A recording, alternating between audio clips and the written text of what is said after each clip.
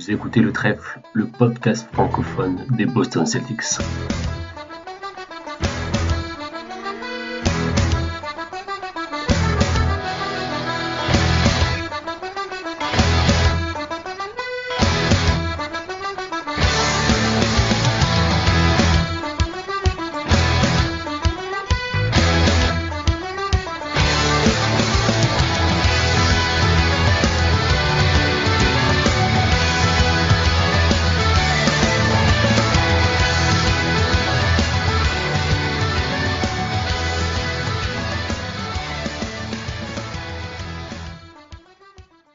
Bonjour à toutes et à tous et bienvenue dans l'épisode numéro 7 de cette première saison du podcast Le Trèfle, Titouan pour vous servir. La saison NBA est terminée, nous avons sorti un épisode où on a débriefé des finales NBA malheureusement perdues par les Celtics 4-2 face aux Warriors. Je vous invite évidemment à aller écouter l'épisode en question si ce n'est pas encore fait, à le partager, à le noter sur vos plateformes d'écoute et à nous faire un retour pour en discuter. Les playoffs sont terminés donc, mais le travail de Brad Stevens ne s'arrête jamais. Désormais, le front office de Boston a les yeux rivés sur la draft qui se déroulera le 23 juin, donc dans la nuit de jeudi à vendredi. Et même si les Celtics n'ont qu'un choix de draft en fin de second tour, il nous paraissait tout de même intéressant d'en discuter. C'est donc l'objectif de cet épisode aujourd'hui, essayer d'identifier les besoins que les Celtics peuvent combler via la draft et présenter rapidement les prospects qui pourraient répondre à ces besoins. Avant d'introduire mes deux compagnons du jour, petit conseil, vous pouvez aller sur le site Café Crème Sport dont je fais partie et où mes collègues et moi-même avons rédigé plus d'une cinquantaine de scouting reports. Et pour être bien complet, évidemment, le site des Amis d'envergure dont Pierre ici présent fait partie et où vous y retrouverez un nombre quasi illimité de scouting reports. Passons à la présentation de mes acolytes pour cet épisode. On a créé évidemment une équipe de spécialistes du scouting, si je puis dire, du moins de profonds adeptes de l'évaluation de prospects. Et pour cela, Pierre est avec moi. Vous l'avez déjà entendu animer les épisodes de preview, mais aujourd'hui, il est là avec sa casquette de scout. Ancien membre de la scouting squad du CCS et doyen de la team Envergure. Salut Pierre, comment ça va ? Quel palmarès quand même, hein. Ah, c'est beau, c'est beau. Écoute, ça va très bien. On va parler scouting, donc c'est plutôt cool. Et puis, ouais, là, tu as deux gens très optimistes avec toi, donc j'espère que tu as le moral. Exactement. Et en plus, c'est comme ça que je voulais le présenter pour que l'équipe soit complète. Il nous fallait un petit ronchon, mais pas moins compétent et expert, Hugo, que vous avez déjà entendu également dans les previews. Et aujourd'hui, c'est avec son expérience d'ancien membre de Midnight on Campus qu'on salue, qu'il est là. Salut Hugo, comment ça va ? Bah écoute, ça va, hein, malgré ce qu'on peut dire sur moi. Je comprends pas trop cette réputation, mais non, sinon ça va et très content d'enregistrer ce podcast en tout cas. Un jour, on sortira les conversations privées du groupe. Vous verrez. Hugo a des avis très tranchés. Très bien les gars. Alors écoutez, j'ai beaucoup parlé, donc je vais vous laisser la parole avant qu'on s'attaque aux différentes options dans les mains de Brad Stevens et à la présentation des prospects. Je pense que c'est important de contextualiser cette draft. Draft jugée comme relativement faible. Boston qui n'a que le pic du second tour, donc le pic 53. Lequel d'entre vous veut se lancer pour éclaircir un peu tout ça pour nos auditeurs, pour parler un peu de tout ça ? Vas-y Hugo. Bah écoute, on n'a que le pick 53 parce que on a échangé notre premier tour dans l'échange qui a amené Derrick White à Boston. Donc le deal c'était notre premier tour qui est le pick 25 de mémoire si je dis pas de bêtises. C'est ça. Ouais voilà, c'est ça le pick 25. Josh Richardson, Romeo Langford et un swap, le droit de swap en 2028. Donc voilà, c'est un échange qui avec même si au début j'étais un peu sceptique, avec le temps, bon ça s'est révélé être un échange qui est plutôt positif pour nous, je pense. Mais voilà, c'est donc pour ça qu'on n'a pas de pick avant le 53. Donc contrairement à d'habitude, je pense qu'on va pouvoir passer une bonne nuit. Et en tout cas pour ma part, je pense attendre tranquillement le lendemain pour voir quel joueur on aura sélectionné. Ça marche. Pierre, tu veux dire un mot sur cette draft? C'est vrai qu'en plus, ça rend le trade d'ailleurs d'autant plus intéressant. C'est que ce pick 25, cette draft est jugée relativement faible. Donc, avoir le pick 25 dans cette QV est peut-être moins. Enfin, ne plus l'avoir est peut-être moins grave que ne plus l'avoir dans d'autres QV plus profondes. Je sais pas si tu veux dire quelque chose sur cette QV de draft. Comment tu la vois, toi? Ouais, alors moi j'ai du mal toujours à dire ouais cette draft est faible, etc. C'est vrai que c'est une draft un petit peu particulière dans le sens où elle se joue grosso modo, il y a 3, 4 gros noms et parmi eux il n'y a aucun garde comme tu l'as stipulé avant. Euh, Après je trouve qu'il y a quand même une certaine profondeur, c'est-à-dire que il n'y a pas les tiers, quand on fait des big boards, vous savez, qu'on essaie de juger un peu, faire des groupes de niveau, un peu, c'est ça l'idée d'un big board. C'est assez compliqué cette année à en faire un, je trouve. Je sais que Tito, t'en as fait et je pense que tu as dû aussi bien galérer. Ouais. Et je trouve que voilà, entre cette année, il n'y a pas une différence énorme entre avoir un pick 20 et un pick 40, quoi. En gros, et enfin, tu as forcément moins le choix, mais t'as pas forcément un joueur d'un calibre bien différent, en fait. C'est un peu la particularité qu'il y a. Et puis, il y a aussi dans cette QV, comme depuis quelques temps d'ailleurs, des équipes qui ont beaucoup de choix de draft. Je pense à Orlando, à San Antonio. OKC vient d'en balancer un pour récupérer Jamal Green, je crois, mais sinon ils en avaient aussi pas mal. Donc voilà, et ce qui est surtout notoire dans cette draft, c'est le nombre de big men qu'il y a en fait. C'est vraiment une draft avec énormément de big men cette année. Chose qui peut potentiellement nous intéresser parce que peut-être on va le voir en fonction de vos scénarios, mais peut-être que ça peut être une cible, ce poste de big man. C'est vrai que cette draft en fait plutôt que de la juger faible, comme tu l'as dit, justement tu as dit à partir du pick 20, c'est très bien choisi ou alors un beau hasard, mais dans mon big board par exemple, mon tier 3 s'arrête exactement au 20e joueur. Et sorti de là, en fait, entre 21 et 50 à peu près, j'ai des joueurs qui sont quasiment dans le même tiers. Donc, comme tu l'as dit, ça fait une trentaine de joueurs en fait qui ont plus ou moins le même niveau selon moi. Et apparemment, beaucoup de spécialistes ont plus ou moins le même range.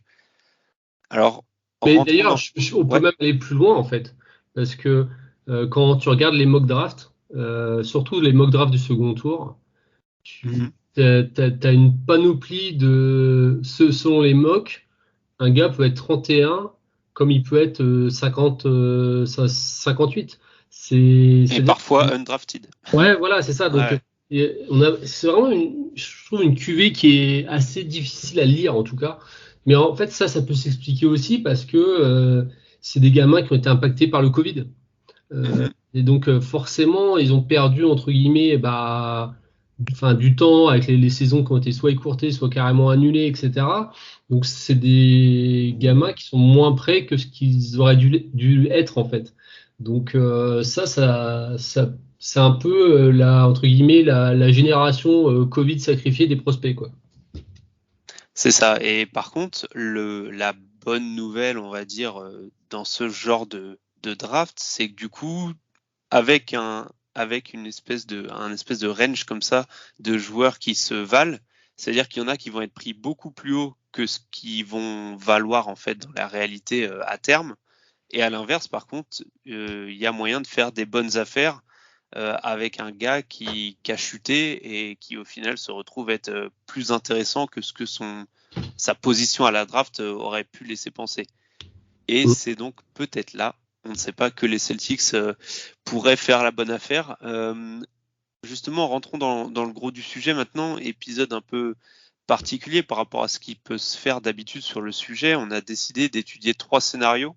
Chacun d'entre nous va expliquer son scénario, puis va présenter très rapidement une liste de 3-4 prospects à cibler si ce scénario arrive. Et les 2 autres personnes réagiront ensuite sur le scénario ou les prospects ciblés. Les gars, on y va. Je ne sais pas qui veut commencer, qui veut se lancer en premier sur son scénario. Hugo, peut-être? Honneur à la jeunesse. Ouais, bon, Allez, Hugo. je vais donc commencer. Donc, moi, mon scénario, Je sais que c'est pas forcément le plus probable, mais je pense que encore une fois, si nos propriétaires se montrent pas trop frileux, ça pourrait arriver, même si j'y crois pas énormément, mais je vais quand même défendre mon bout de gras. Donc moi, mon scénario, ça serait en fait le fait d'acheter un pick tout simplement au deuxième tour. C'est une pratique que faisaient beaucoup, notamment les Warriors de la grande époque. Ils l'ont fait 2 années de suite avec Patrick McCaw. Et l'année d'après, c'était pour sélectionner Jordan Bell. Donc voilà, ils avaient acheté 2 picks en début de deuxième tour. Je crois que c'était pour un montant record de 5 millions de dollars à l'époque. Donc pour bien vous expliquer, en fait, c'est de l'argent. C'est juste le propriétaire qui donne 5 millions de dollars à l'autre propriétaire. Et ça sert généralement à financer les frais générés par l'équipe, tout ce qui est voyage, transport, etc. Donc voilà, ça n'a pas d'impact dans le cap, etc.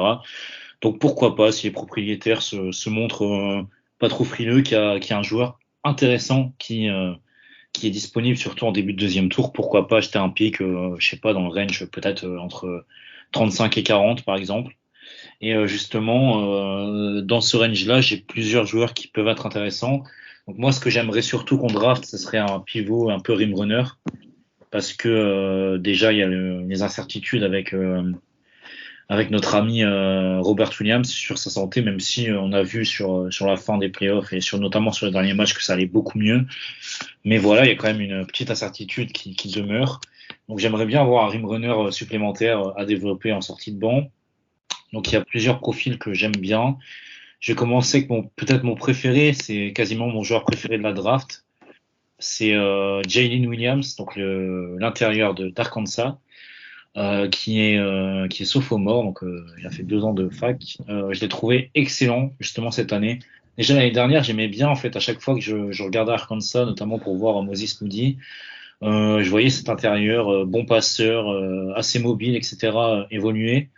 Et je me suis toujours dit ouais, lui, il va être intéressant à suivre. Et cette année, il a plus ou moins prouvé ce que je pensais de lui, notamment en faisant une bonne March Madness. Donc voilà, je pense qu'il peut éventuellement être disponible dans ce range-là. Donc ça serait, je pense, mon choix préféré si on devait. Un profil, arrête-moi si je me trompe, mais un profil assez similaire d'ailleurs à intéressant. Williams. Je pense à Christian Koloko, le pivot camerounais d'Arizona, pardon, qui a lui fait 3 ans de fac, donc qui a commencé un peu comme beaucoup de pivots africains ces dernières années. Le basket sur le tard, donc il faisait du foot avant.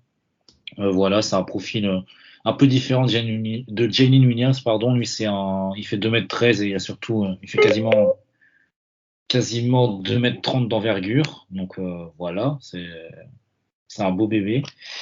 Et donc voilà, le dernier profil que j'aurai dans ce même range. Bon, là c'est peut-être un petit cocorico, ça serait Moussa Diabaté, qu'on attendait quand même plus haut en début de saison, qui a vu sa cote un peu chuter ces derniers temps. Je n'ai pas forcément les raisons, mais c'est un joueur qui est très intéressant, très jeune aussi, parce qu'il est freshman à sa sortie de Michigan. Donc s'il est disponible dans ce range-là, pourquoi pas tenter notre chance. Voilà. Donc c'est ces 3 joueurs-là, ces profils de rim runner que je chercherai en début de draft, surtout en début de second tour, pardon. Surtout que ces dernières années, on a vu des bons joueurs sélectionnés dans ce range. Je pense à notamment Daniel Gayford, qui est aujourd'hui à Washington, qui a été sélectionné dans ce range-là à la draft. Ça marche, ça se tient au niveau du besoin. Je sais pas, Pierre, si tu veux rajouter quelque chose par rapport à ce que Hugo a dit, par rapport à ses prospects ou aux cibles, aux profils ciblés. On a déjà parlé en off beaucoup. C'est vrai que la problématique des Celtics, ça a été quand même durant ces playoffs de pas avoir de deuxième rim runner, et que ça a quand même assez pesé, je trouve, avec un Daniel Theis qui a pas l'air d'être vraiment dans les plans de Ime, qui est plus on comprend pourquoi quand il est arrivé, Brad Stevens a dit que c'était une question d'opportunité. Sans doute avait-il pas l'aval complet de Udoka, qui a toutes les peines du monde à s'en servir. J'ai l'impression qu'il sait pas quoi en faire en fait. Donc c'est un petit peu embêtant. Donc ouais, c'est 3 profils super intéressants, parce que Koloko est immense, il a une envergure incroyable, il a couvert, il a étouffé des joueurs défensivement. Il est assez fin, mais il est capable de bien se mouvoir, je trouve, dans l'espace. Après, il était dans un très bon contexte aussi. Hein. Faut aussi parler du contexte quand on parle des prospects. Arizona, c'était très très solide de cette année avec Dalen Terry qu'on va retrouver aussi dans la draft, le meneur à l'intérieur lituanien avec Tubelis. Il y avait évidemment le Canadien Bénédicte Mathurin. Donc il y avait vraiment du monde dans cette équipe d'Arizona. Après, Moussa Diabaté, c'est peut-être mon chouchou des trois, on va dire, parce que défensivement, il est incroyablement mobile. Et ça, je pense que c'est super valuable. Surtout que si c'est pour prendre un peu des minutes sur les postes de Rob Williams, c'est surtout là où on va l'attendre. Et alors, c'est pas le meilleur rim protecteur des trois, mais ceci dit, lui, si on parle de contexte, il était à côté, en fait, il était mis en poste 4 aussi, ce qui peut-être ne l'aidait pas trop non plus. Donc, ce sera à voir, mais et à côté d'un poste 5 qui défend aussi bien que Sabonis. C'est ça, et qui lui est pour le coup pas du tout mobile, qui a un big-man à l'ancienne, qui fait des stats je parle de Dickerson. Voilà, lui pour le coup est pas du tout un joueur NBA, quoi. Donc c'est assez compliqué d'avoir une vraie idée de ce que peut faire Moussa. Je trouve que le contexte pour lui était pas terrible. Et puis oui, après il y a Pivot d'Arkansas, pareil, qui est peut-être des trois le plus polyvalent, je veux dire. Et celui qui pourrait partir le plus haut aussi, je pense, non? Enfin, moi, je l'ai vu beaucoup top 20, top 25, Jalen Williams. Ouais. Encore une fois, je trouve que cette draft c'est tellement dur à lire que quelquefois, j'ai encore vu là, avant d'être sur l'émission, je faisais un petit peu un tour et j'ai bien vu des Kessler Edwards, non, pas des Kessler Edwards, chaque fois je confonds, ou des Walker Kessler. Ah, je vais y arriver. Walker Kessler Walker Kessler, putain, à chaque fois je veux dire de Auburn. De Auburn, ouais. Qui est un pivot très grand, qui a été excellent en contre cette année avec les Tigers, mais je l'ai vu top 20, quoi, ce gars-là. Donc, alors qu'à mon avis, je sais même pas s'il sera drafté. Perso, moi, je le drafte pas, mais donc voilà, cette année, vraiment, c'est large, quoi. Vraiment. Ça marche. Moi, j'aurais une petite question pour Hugo. Dans ton scénario, t'achètes un pick du coup entre, comme tu as dit, dans le range 30-40, on va dire 35-40. Est-ce que du coup tu gardes quand même le choix de draft 53? Ouais, je pense que je peux le garder. Je fais peut-être un draft and stash sur un prospect. Ok, ça marche. Ça marche. Bah, Pierre, tu te lances sur ton scénario? Alors moi, mon scénario, ce serait un trade le soir de la draft. Alors, vous allez me dire déjà qui trader, c'est une excellente question. Moi, je pense qu'il y a deux noms qui vont revenir, qui en tout cas dont les noms vont un peu buzzer du côté de Boston. À mon avis, c'est Jason Tatum. Pardon, je pensais pas celui-là. Aaron Nesmith, qui a été drafté en 14, on rappelle, il y a quelques années, issu de Vanderbilt. Et je pense aussi à Daniel Theis pour les raisons que j'ai expliquées tout à l'heure, à savoir que j'ai l'impression que le match avec Ime Udoka ne fonctionne pas très bien, sachant que l'avantage pour Nesmith, c'est qu'il lui reste une année de contrat. Et par contre, il lui reste 2 ou 3, mais il n'est pas payé très cher, il est payé à 8-9 millions pour un backup intérieur. Je trouve que c'est tout à fait honnête sur des équipes qui ont un peu du cap et qui pourraient s'acheter une rotation assez solide, à condition de savoir l'utiliser. Pour ça, j'avais ciblé 3 équipes, mais en fait, il n'y en a plus que 2 parce que OKC a libéré, a échangé son pick 30. Mais je pense à 2 équipes, à Orlando. Alors là, pour le coup, ce serait plus pour transférer Daniel Theis, dans le sens où Mo Bamba est annoncé partant, et qu'ils ont déjà le pick 1 et 32, donc je pense que le pick 35, ils n'y sont pas forcément hyper attachés.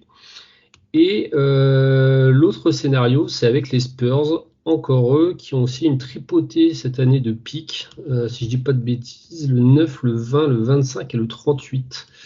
Et donc là, le 38, pourquoi pas envoyer un Smith ou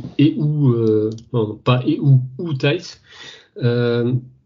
Après, ce serait peut-être dans ce range-là qu'on pourrait en fait, l'idée ce serait est le suivant, c'est-à-dire que Boston tombe amoureux d'un joueur qui est situé en tout cas à peu près à ce niveau-là de la draft, et que à ce moment-là, il décide de bouger pour lui, si bien sûr la franchise en face est OK. J'ai plusieurs noms, après j'ai beaucoup trop de noms d'ailleurs, mais le premier, on va partir sur Trevor Keys, le prospect de Duke, parce que c'est peut-être la meilleure imitation de Marcus Smart au niveau college basketball. C'est un garde qui est hyper tanké, c'est un frigo, qui a à peu près les mêmes qualités, à savoir une grosse défense sur l'homme, un shoot assez aléatoire, mais après une vraie envie. Donc est-ce qu'il y aurait l'envie d'avoir 2 Marcus Smart dans l'équipe? Je ne sais pas, peut-être, mais en tout cas il a annoncé dans ces eaux-là. Moi je l'ai souvent vu entre 30 et 40, donc peut-être.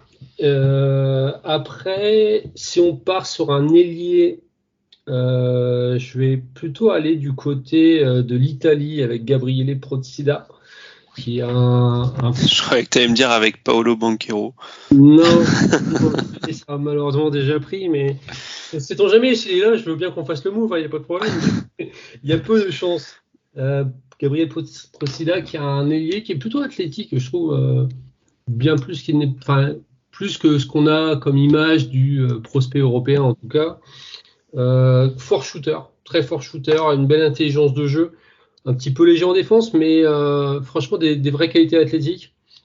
Alors comme Nesmith n'est pas du tout cette sentinelle à 3 points pour lequel on a acheté, peut-être que Procida pourrait être l'élu. Et puis si on part sur un big alors j'avais à peu près les mêmes que notre ami Hugo, mais je vais donner un autre nom, et je vais encore donc ça va être un Français, Ismaël Kamagaté, le pivot du Paris Basket Ball, faut dire Paris Basketball, que j'ai eu la chance d'interviewer son entraîneur. Apparemment c'est vraiment un super gars, un mec qui demande qu'à apprendre, qui a un côté un peu éponge, qui est un bon coéquipier. C'est quelqu'un qui serait plus dans un rôle un petit peu pour faire une comparaison qui soit la moins douteuse possible. C'est un peu du Clint Capella, on est à peu près dans ça. C'est un mec qui fait quasiment 7 pieds, donc de 2m10, qui a des bras, une envergure assez importante, fort au contre, présent au rebond, une mécanique de shoot, pour l'avoir vu en vrai, qui est vraiment pas mal. Qui a fait des grosses perfs cette année. Moi, je l'avais vu contre Lasvel et il avait été impressionnant. Voilà. D'ailleurs, il me semble qu'il avait déclaré lui-même que développer un shoot extérieur, c'était une de ses un de ses objectifs. Ce qui est bizarre, c'est que en fait, on a l'impression que il est capable de le faire, mais c'est qu'il pense pas à le faire. En fait, il est pas forcément dans le scoring à tout prix, tu vois. C'est-à-dire qu'il cherche d'abord, on voit dans sa façon d'aborder le jeu, qu'il cherche d'abord soit à redonner la balle, soit à donner la balle pour après faire un pick and roll. Et il n'est pas dans l'idée de attention numéro 1, je suis agressif, quoi. Et c'est ce qui peut manquer un peu, mais après sur tout le reste, sur tous les intels qu'on a eu grâce à son coach que j'ai eu la chance d'interviewer. Apparemment, enfin, je veux dire, c'est juste une question de temps peut-être. Donc, je veux dire, même si on a un Clint Capella Light en second tour, c'est beau, quoi. C'est très très beau. Ah bah ouais, ce serait beau. Donc voilà, mais après, je pourrais faire une liste de 25 joueurs que je pourrais prendre à ce niveau-là, donc c'est un peu compliqué, quoi. Ça marche. Hugo, tu voulais rajouter quelque chose? Ouais, bah notamment sur Ismaël Kamagaté, pour sa mécanique de tir, faut savoir, en tout cas, pour un peu suivre, je suivais un autre joueur qui joue avec lui, etc., qui est un ami, donc voilà. Mais Ismaël Kamagaté, en fait, il joue à l'aile jusqu'à ses 17-18 ans. Donc ça explique aussi ses facilités un peu techniques, même si je jouais pas beaucoup à l'époque à Orléans avant d'arriver au Paris Basket. Et il a commencé à jouer intérieur il y a, je sais pas, 2 ou 3 ans de mémoire. Donc, Fin espoir, je crois, ouais. donc voilà, il est vraiment arrivé sur le tard, sur le poste intérieur, sur le poste vraiment pour le coup lui de pur rim runner. Et en effet, tu l'as bien dit, Pierre, il fait une vraie saison en Betclic Elite. J'ai failli dire Jeep Elite, mais non, on a évolué. En Pro 1, quoi, c'est bon. Au point d'être élu meilleur défenseur. Donc voilà, vraie belle première saison d'Ismaël Kamagaté. On se souvient notamment de son match à 9 contre en début de saison. Donc voilà. Et il pourrait, s'il était drafté avec les Celtics, rejoindre un coéquipier pour la Summer League, du moins, puisqu'il joue donc au Paris Basketball, là où évolue un certain Juan Pégarin. Exact. Ça marche. Écoute, Pierre, ça me plaît bien. Trevor Keels, moi, c'est un joueur que j'aime beaucoup. Comme tu l'as dit, ressemble en plus à Marcus Smart. Donc, je pense que les fans des Celtics commencent déjà à baver sur la possibilité d'avoir un Marcus Smart 2.0 dans l'équipe.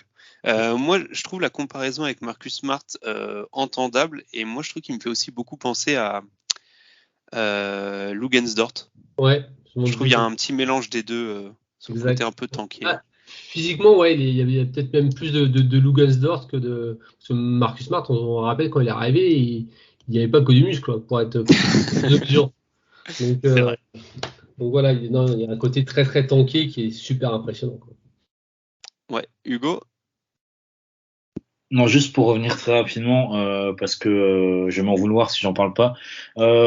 Dieu sait que je suis pas le fan numéro 1 d'Aaron Smith, hein, ça je m'en cache pas, je m'en suis jamais caché. Mais moi, en tout cas, même si je suis pas son plus grand fan, je pense que de l'échanger maintenant, ce serait vraiment, je vais pas dire bête, mais ça m'embêterait en fait d'abandonner déjà maintenant avant en fait de lui donner une nouvelle chance, notamment en training camp. Si après il passe pas le step après le training camp, d'accord, je veux bien qu'on s'en débarrasse, etc. Mais je serais en tout cas partisan de lui laisser un dernier été, même si je suis pas forcément d'accord avec les gens qui pensent qu'Aaron Smith va faire une Grant Williams, c'est-à-dire exploser en année 3. Parce que je pense que déjà, Grant Williams arrive à NBA en étant un prospect fini, qui a fini dans le meilleur 5 de la conférence SEC, probablement la plus relevée du pays, qui a été 2 fois meilleur défenseur de cette conférence. Donc c'est quand même autre chose qu'Aaron Smith au niveau du pédigré, si je puis dire. Mais voilà, donc je serais plutôt d'avis de lui donner un dernier été, vraiment, parce que voilà, je pense que l'été dernier, il n'a pas réussi à convaincre Udoka. On peut quand même, via son contrat, de toute façon, c'est sa dernière chance cette année, contractuellement parlant. Donc voilà, c'est pour Donc ça. toi, dans le scénario de Pierre, tu aurais plus tendance à trade Daniel Theis? Oui, s'il y a possibilité d'en trade un des deux, ce serait plus Daniel Theis, pardon. Parce que même si j'adore ce joueur, pour le coup, je suis un grand fan de Daniel Theis, mais c'est pas trop Udoka compatible, donc voilà, je serais plutôt d'avis de trade Theis. Ça s'entend. Puis en plus, on le voit dans la rotation avec Horford et Robert Williams, comme l'a dit Pierre, Daniel Theis à 8 millions, c'est un très bon prix pour un pivot backup et je pense qu'il peut être le pivot backup de beaucoup de franchises. Mais chez nous, il est plus 3e pivot et dans ce cas-là, 8 millions pour un 3e pivot, ça commence à faire un peu cher. Ça marche. Je vais partir sur mon scénario. Alors pour moi, du coup, c'est assez simple. Mon scénario est, je pense, le plus probable, c'est le statu quo. Donc les Celtics ne bougent pas à la draft et vont drafter avec leur choix 53 uniquement. J'ai noté 2 profils de joueurs qu'on pourrait cibler. Je vais commencer. Alors il y en a un dont on a beaucoup parlé et je pense que on est tous d'accord là-dessus, c'est celui de Rim Runner. Donc j'en parlerai à la fin. Le premier sur lequel je voulais m'attarder, je pense, c'est peut-être celui qui sera le moins fourni à ce stade de la draft, mais c'est le profil de spécialiste du shoot. C'est un profil qui est plutôt assez facile à intégrer dans un roster NBA selon moi, qui peut souvent apporter très rapidement offensivement de par la spécialisation du rôle et le fait que très souvent ce type de joueur n'est bon que là-dedans et du coup il peut se concentrer, on va dire quasiment uniquement sur la perfection de cette qualité. Et dans ce style de joueur-là, j'ai relevé 2 noms. Alors, bon, j'en avais 3-4, mais je me suis limité à 2 noms. Il y en a un c'est Lee Yoon-jung, donc désolé pour la prononciation, qui est Je parle même pas coréen. Ouais. l'arrière coréen de la fac de Davidson, qui est la fac de Stephen Curry d'ailleurs. Qui ça ? Encore, pour parler encore un peu de Stephen Curry, parce qu'on n'a pas encore assez souffert. Excellent jeu off-ball, très bon sur catch and shoot. La mécanique est robotique, mais dans le bon sens du terme, dans le sens où on sent qu'elle est enregistrée, préprogrammée dans sa tête. Il reçoit le ballon. Alors c'est la fac de Stephen Curry, mais on a plus l'impression dans son shoot de voir Klay Thompson. Il y a vraiment un côté très robotisé. Je connais ma mécanique, ça part assez vite. Alors c'est assez simple, si vous avez déjà vu Duncan Robinson jouer, pour moi c'est son portrait craché. Petit inconvénient, c'est que comme Duncan Robinson, sa défense est très problématique. Et on l'a vu avec le joueur du Heat, aussi fort soit-il au shoot, si tu peux pas défendre un minimum, tu vas être benché en playoff. Donc ça c'est la problématique sur ce genre de joueur. Après, il peut apporter du spacing en saison régulière pour soulager les Jays. Et en fin de second tour, pour moi, ce serait déjà pas mal qu'un joueur puisse soulager sur une dizaine de minutes. Les Jays, alors quand j'entends par soulager le fait d'avoir un shooter vraiment très bon à leur côté qui leur permet d'ouvrir du spacing pour leur drive dans la raquette ou même quand les Jays sont sur le banc d'avoir un peu plus de spacing si jamais tu as du Derrick White, Marcus Smart d'aligner par exemple. Donc voilà, le deuxième joueur un peu dans ce profil-là, je suis parti sur Julian Champagny de St. John's. Alors là, on est sur un joueur avec des pourcentages beaucoup moins impressionnants que l'arrière de Davidson. Mais le shoot est un peu moins fiable, mais même si ça reste relativement bon. Par contre, on a un joueur beaucoup plus solide physiquement et qui pourrait être assez correct en défense pour ne pas être ciblé par les attaques adverses. Donc on peut éventuellement se prendre à rêver, on va dire, de quelques minutes en playoff à terme. Donc voilà, joueur peut-être un peu plus, c'est on va dire un parti pris, enfin un entre-deux entre le spécialiste du shoot qui est du coup vraiment mauvais en défense et vraiment le cliché du 3&D. Il est pas assez bon en défense pour être un vrai 3&D, mais je pense voilà, t'as un juste milieu un peu où t'as un mec qui est élite nulle part, mais qui peut apporter du shoot tout en étant pas négatif défensivement. Enfin, deuxième profil de joueur qu'on peut cibler avec le pick 53, vous en avez parlé, c'est ce profil d'intérieur rim runner, rim protecteur. Comme vous l'avez dit, l'objectif est simple, c'est de développer un jeune pour préparer l'après Horford et soulager Robert Williams qui a déjà des genoux de quinquagénaire. Là. Et pour ce profil-là, j'ai 3 noms que je vais citer rapidement. Ça va être moins clinquant que ceux que Hugo et Pierre ont cités, parce que du coup, moi, avec un pick 53, je ramasse ce qui reste. Hein. Et du coup, ça va être intéressant d'en discuter, parce que je sais que vous n'êtes pas tous chauds au même degré sur ces joueurs-là. Ce serait Khalifa Diop, l'intérieur de Grande Canaria en Espagne. Je suis personnellement très intrigué par le profil physique et athlétique qui est assez incroyable. Sa protection de cercle, je trouve pas si mal. Par contre, offensivement, c'est assez brut. Il y a que quelques belles choses en pick and roll sur ses poses d'écran, mais il y a encore pas mal de boulot là-dessus. Et le deuxième nom que j'ai envie de vous balancer, c'est Ibou Badji, qui est un peu très souvent quand on parle de Diop, on parle de Badji, qui est un intérieur formé à Barcelone, qui a signé. J'ai plus le nom en Espagne aussi dans un autre club pour avoir plus de temps de jeu. J'ai plus le nom du club en tête. Les mensurations et le potentiel physique sont démentiels, encore plus que Diop. Par contre, offensivement, c'est encore pire pour moi. Il y a encore plus de boulot. Donc après, il est plus jeune aussi. Donc c'est à prendre en considération. Mais ouais, voilà, du coup, les quatre joueurs que je ciblerai avec ce pick 53, je sais pas si les gars vous voulez réagir sur un de ces joueurs ou un autre joueur que vous auriez ciblé, vous, avec le pick 53. Hugo me dit, c'est vrai, c'est Leida, le club, le nouveau club de Ibou Badji. Pour revenir sur Ibou Badji et Diop, ils sont ensemble en sélection. Chez les jeunes, on les a vus, donc c'est une raquette qui est pas hyper complémentaire malheureusement et qui à mon avis nuit plus à Diop à Ibou parce que lui il joue 5, ce qui est leur poste tous les deux naturel à mon avis. Après, au niveau de ce qui se dit au niveau des deux garçons, c'est deux mecs complètement différents. On a un Khalifa Diop, un mec un peu discret, travailleur, bon coéquipier, tandis que Ibou Badji, c'est plus un peu la vedette, le mec qui aime bien se montrer, etc. Donc c'est deux caractères vraiment aux antipodes. C'est aussi un point qui intéresse quand on fait du scouting, à savoir la mentalité des gars, quoi. Donc, Totalement, ouais.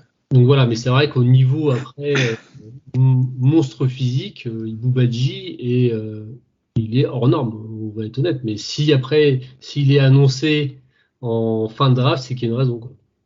Ouais, c'est assez hallucinant. Alors, j'ai plus le chiffre en tête, mais je crois qu'il y a une envergure qui est Ouais, incroyable. c'est faramineux. Je crois que c'est du plus de 2,25. Hein. Je crois même que c'est du 2,30 ou un truc comme ça. Enfin, c'est assez. Plus que ça, je crois.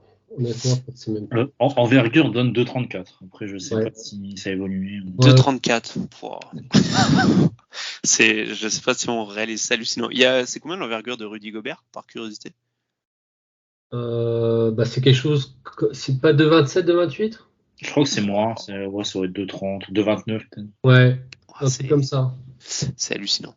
Hugo, je sais pas si tu veux rajouter quelque chose, revenir sur Young Jung ou Champagny ou les deux pivots dont on a parlé. Je sais que toi, tu es beaucoup moins fan de ces deux pivots. Alors, j'ai beaucoup regardé, notamment Khalifa Diop, parce que après notre discussion, je reste sur mon idée. En fait, je trouve qu'il y a des choses intéressantes avec lui. Je vais pas mentir. Je vois un peu ce que les gens aimeraient qu'il devienne. C'est un peu le fantasme Brook Lopez, du pivot très grand, bon protecteur de cercle, etc. Maintenant, je le trouve vraiment, pour peser mes mots, vraiment pas bon sur la défense sur pick and roll. Et je pense que ça va être un peu trop problématique, en tout cas dans un premier temps. Après, je dis pas qu'il pourra pas progresser. Je pense qu'il pourra le faire, évidemment. Par contre, c'est vrai que dans la protection de cercle, il est quand même très très bon, genre vraiment excellent. Voilà, donc je pense que ça peut, malgré tout, en 53, ça se tente. Ça serait pas, je suis pas sûr qu'il ne puisse jouer un jour à NBA, mais bon, pourquoi pas. Il y a une info qui est tombée il y a pas longtemps sur lui, sur Khalifa Diop. Je te coupe, Hugo, excuse-moi. Non, Parce qu'il a signé à Valence, je crois, pour la saison prochaine, donc c'est un candidat vraiment au draft and stash. Voilà, donc moi sur un draft and stage, je peux l'entendre. Genre vraiment, c'est le genre de joueur qui, bon, on perd rien à essayer en 53. Bon. Par contre, si c'était un peu plus haut, ça me. De toute façon, ouais. De toute façon, ouais, qu'on se le dise, un pick 53, qui plus est pour une équipe comme les Celtics, qui est déjà très compétitive, il n'y a pas vraiment de mauvais choix. Tu peux pas vraiment faire un mauvais choix quand tu as un pick 53. Non, je pense que il y a côté bonus, quoi. ouais, c'est ça, tout se tente. Tout se tente, même le pari un peu le plus saugrenu, tu le tentes, et même si le risque que ça marche enfin, la probabilité que ça marche est infime, le risque est tellement faible en fait que oui, tout se tente. Ouais. Ça marche, mais ouais. Ouais, non, juste pour revenir là-dessus, je suis plutôt d'accord avec vous. Par contre, même si on est en 53, je préfère quand même drafter un pur spécialiste d'une chose plutôt que de refaire une erreur façon Carson Edwards, de prendre un super score NCAA qui au final a trop de limitations. Ça marche. Ouais, vas-y. Du coup, par rapport aux joueurs que j'ai proposés, par exemple, toi, tu partirais plus sur la première option de sélectionner un spécialiste du shoot un peu. J'allais y revenir. J'ai un peu de mal avec notamment Champagny. Ok. Parce que, alors j'adorais le joueur à la fac. C'était vraiment un super joueur, un super beau joueur à avoir joué. D'ailleurs, dans une équipe de St. John's qui est toujours fun à voir. Et l'année prochaine, je vous invite à suivre l'équipe parce qu'il y a des petites recrues intéressantes là-bas. Mais bon, ça, c'est pour la parenthèse. Mais Champagny, c'est un joueur que je trouve mais tellement lent. Genre vraiment, je trouve extrêmement lent. Et ça m'étonnerait qu'il puisse vraiment avoir un rôle en NBA. Après, je suis d'accord pour le tir extérieur, etc. Mais dans ce profil-là, je suis plutôt d'avis de tenter en tout cas de développer un Sam Hauser j'allais dire qu'on a drafté, on a récupéré un draft l'année dernière. Super Miami d'ailleurs. Ouais, plutôt que de drafter un Champagny qui est vraiment, athlétiquement, c'est quand même très très compliqué pour moi. Donc voilà. Ouais. De toute façon, vous connaissez mon amour pour Sam Hauser, donc je ne demande que ça. Ça marche, les gars. Si vous, je pense qu'on a fait le tour. Je ne sais pas si vous voulez rajouter quelque chose. Ça a été épisode assez court mais efficace. Exactement. Alors du coup pour la suite, donc la draft, comme j'ai dit. Attends, excuse-moi. Ouais, on va vas-y. faire nos paris. Ah oui, excuse-moi, tout à fait. Pour tout vous dire, je l'avais pas dans ma trame et du coup Pierre m'en avait parlé au tout début avant qu'on enregistre et j'ai oublié. Oui, mettons-nous un petit, lançons-nous dans les pronos et alors là on va rigoler parce que faire des pronostics sur un pick 53, on va se marrer. Chacun balance. Allez, on dit quoi? Une seule cible ou on en balance deux chacun? Allez, deux. Allez. Oh là là. On augmente nos probabilités. J'ai l'impression de jouer à l'euro million et de prendre un bonus. On est grosse blinde. Allez, tiens, Pierre, vas-y, à toi l'honneur. Ouais, alors moi je pense effectivement au niveau du scénario qu'on va rester comme tu l'as décrit en statu quo.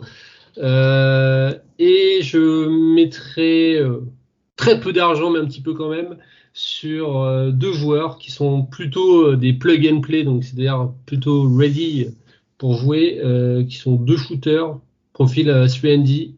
Je pense à Gabby Brown de Michigan State, qui est un gaucher au shoot élégant et qui est un ailier assez grand, avec des bonnes mensurations, qui tourne, qui lui, si je dis pas de bêtises, c'est un senior.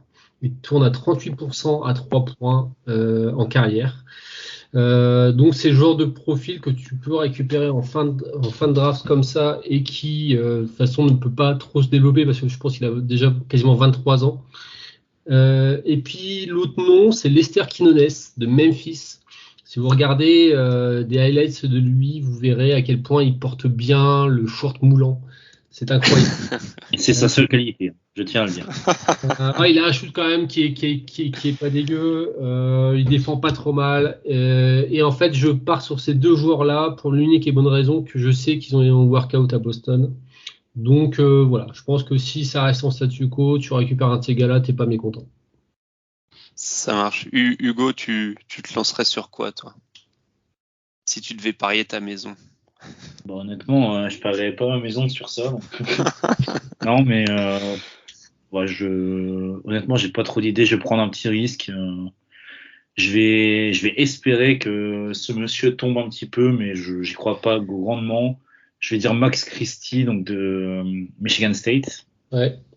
qui est un freshman, donc qui a plutôt déçu cette année. Enfin, on en attendait, je pense, globalement un peu plus. Mais c'est un profil que j'aime beaucoup, un poste 2 assez grand, assez élégant, même avoir joué, donc pourquoi pas. Et sinon, si je devais donner un autre scénario, peut-être un draft and stash, je mettrais une petite pièce sur Gui Santos, qui est un Portugais, un Brésilien. Brésilien, pardon. Je sais pas pourquoi j'ai dit Portugais. Voilà. C'est le Santos. Ouais, je sais pas. Je sais pas du tout. Mais voilà, un Brésilien, donc toujours le fantasme des ailiers brésiliens assez longilines. Hein. On se souvient de Bruno Caboclo. Évidemment. Le futur Kevin Durant. Voilà. Bon là, c'est pas. D'ailleurs, j'ai vu un scouting report d'un site, je sais plus lequel, mais qui comparait à Gordon Hayward. Donc, comme Gordon Hayward est mon joueur préféré, ça m'a fait un peu rire. Mais non, sinon, c'est un joueur que j'ai un peu vu. Bon, j'ai pas regardé des matchs du championnat brésilien, mais je l'ai vu rapidement sur quelques tapes pour préparer la draft. J'aime plutôt bien ce que j'ai vu. C'est un bon défenseur. Après, bon, ça reste le championnat brésilien. C'est pas le meilleur niveau, mais pourquoi pas. Si on doit faire un draft and stash, pourquoi pas le tenter. Ça marche. Alors moi, je vais me mouiller aussi. Je vais me lancer sur deux noms qui sont deux profils dont on n'a pas du tout parlé, qui sont deux meneurs. Un que Pierre et moi on chérit énormément, qui est Iverson Molinar, donc le meneur de Mississippi State, qui me fait. Alors tiens, vous allez me dire ce que vous pensez de la comparaison. Il me fait pas mal penser à Terry Rozier. dans ce côté assez rapide, balle en main, un peu fou, qui peut tenter des belles passes, mais qui parfois fait des trucs, des choix. Tu te demandes pourquoi tu fais ça, pourquoi faire compliqué quand tu peux faire plus simple, avec un shoot extérieur qui est assez, qui est pas tout à fait fiable encore, on va dire, mais Surtout très cette année, il a vraiment galéré cette année, mais ouais, après il est mais bon, très bon défenseur extérieur. il est très bon lancé franc aussi de mémoire, je crois qu'il a 90% quasiment, plus J'ai de pas les stats sous 80%. les yeux, mais Et surtout aussi, c'est peut-être un des meilleurs ball handlers en termes de handle au poste de garde, je trouve. C'est un truc, je trouve, là où il est vraiment bon, où il m'impressionne, c'est sur ça, moi. Il a ce côté avec des moves un petit peu old school, avec des hot steps, des trucs comme ça, que j'aime bien. J'ai l'impression de revoir des mixtapes N1 de ma jeunesse. Mais par contre, moi, ce qui m'interroge, c'est qu'il a un bon handling vraiment, comme tu l'as dit, très très fort. Mais au niveau finition, j'ai l'impression qu'il a qu'une main droite. Genre vraiment. Ouais, il est très main droite, ça, j'avoue, il ouais. est très main droite. Et on l'a vu d'ailleurs, si vous aviez regardé, je sais pas si vous avez vu les matchs du Combine, ou même au Combine, il s'est fait martyriser. C'était qui je sais plus si c'était Jalen Williams ou John Butler qui était en défense de l'autre côté, et il s'est fait contrer, mais un nombre de fois incalculable. Et du coup, pour le deuxième joueur, au début, je voulais partir sur Gillespie en fait, Gillespie, pardon, et j'ai changé au dernier moment. Gillespie, Et on peut en parler vite fait, c'est un ouais, meneur de ouais. Villanova. Villanova, on sait que c'est une fac qui forme bien, petit meneur, un chef de meute vraiment, le meneur un peu à l'ancienne avec un gros tir à 3 points. Pareil, il doit être assez âgé, parce qu'il a fait 5 saisons lui en NCAA, si je dis pas de bêtises, avec Sujay Huff. Donc pareil, c'est le genre de joueur, tu payes pour essayer, et puis si ça marche pas, ça peut s'en aller après, quoi. Mais Je trouve il me fait beau. En fait, au début, je voulais le prendre et j'ai changé d'avis parce que pour moi, ça fait doublon avec Pritchard. Je vois beaucoup de similitudes dans leur jeu, dans le côté petit meneur qui prend des shoots assez couillus, on peut le dire, hein. Il prend des shoots à 3 points parfois. Et ouais, je trouvais que ça faisait doublon avec Pritchard. C'est pour ça que finalement, j'ai changé d'avis. Je sais pas ce que vous en pensez de ouais. cette comparaison. Pour moi, c'est vraiment. Dans le profil, c'est Pritchard 2.0. Enfin, c'est les mêmes Ouais. qualités, les mêmes défauts. Donc, En fait, vu son âge, c'est peut-être même le père de Peyton Pritchard. sinon, il y a 23 ans. Donc, Ouais, voilà, pour donner son âge. c'est ça. Et du coup, donc, je suis parti sur Ron Harper Jr. Alors, même raisonnement que Pierre, en fait, j'ai regardé la liste des joueurs qui avaient fait un workout chez les Celtics. Donc, Ron Harper Jr., fils de Ron Harper, du coup, qui a joué avec Jordan aux Bulls. Du coup, c'est un poste 2-3 très tanké, qui a un shoot qui est bien meilleur que ce que sa mécanique peut laisser croire. Il a une mécanique de tir qui est assez Improbable. peu orthodoxe, on va dire, C'est ça. mais très tanké, et défensivement, je pense qu'il pourra défendre en NBA si jamais il a l'opportunité. Après, offensivement, à voir, parce que du coup, ce rôle de shooter en catch and shoot, qui je pense serait le rôle qui l'attend s'il est drafté chez nous, c'est un rôle qu'il n'avait pas en NCAA, donc ouais, à voir s'il arrive à s'adapter à son nouveau rôle offensif. Mais en tout cas, défensivement, il y a du potentiel. Et de toute façon, comme on a dit, au pic 53, voilà, le pari est tellement peu risqué que ça se tente. Les gars, je pense qu'on a fait le tour. Du coup, juste pour rappel, donc la draft est dans la nuit de jeudi à vendredi. Pierre, tu seras en live Twitch pour Envergure, c'est ça? Normalement, c'est ça, ouais. Si ça change pas, c'est ça. Ça marche. Donc il y aura, vous pourrez aller suivre la draft Ce sera sur que le Twitch. deuxième tour, hein. Ce sera que le deuxième tour. Que le deuxième tour, ok. Ouais. Oui, parce que Le le premier premier tour, ce tour, sera sur First Team. ok, c'est ça. Les Sur plus engagés seront sur First Team, et après, on prend le relais avec Hugues, notamment, pour analyser les derniers choix. Enfin, c'est mes choix préférés, donc tant mieux. ça marche. Donc premier tour, vous avez du first team avec donc les Alan et Manu, si je dis pas de bêtises, qui Exact. seront chez first team, où il y aura Romain Leroy qui sera À Bein. chez Bein. Et donc le second tour en live Twitch avec Hugues et Pierre. Et sinon, si vous voulez avoir différents avis, faire un double écran, on sera avec le Café Crème Sport en live YouTube. Donc avec toute la team de Scouting Squad du Café Crème Sport, on fera les 2 tours avec probablement des invités. Je vous laisse la surprise. Spoiler, je vous laisse la surprise parce qu'en fait, je connais pas encore le nom des invités.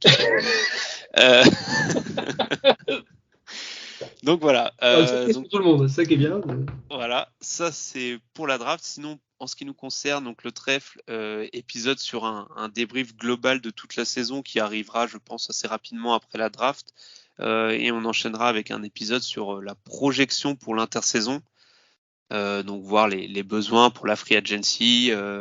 On a des TPE à utiliser, donc j'ai perdu le nom, des TPE qui veut dire Trade Player Exception, merci, et une mid-level exception. Donc voilà, on va analyser qu'est-ce qu'on peut cibler, quels sont les outils, on va dire, à disposition de Brad Stevens pour essayer d'améliorer l'effectif.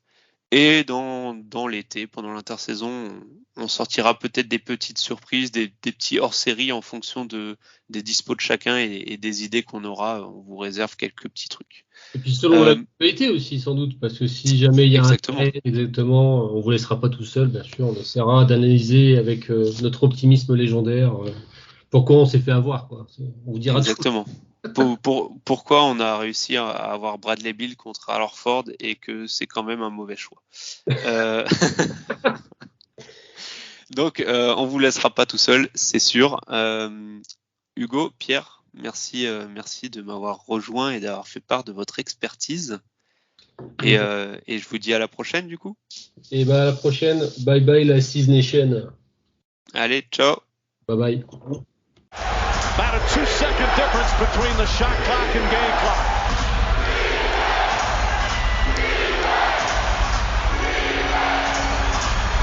Thomas on the drive, pull-up jumper, it's good! Isaiah Thomas gives the Celtics the lead with 2.4 remaining. 13 fourth quarter points. And Atlanta calls their final timeout. So many big shots from both teams just down the stretch.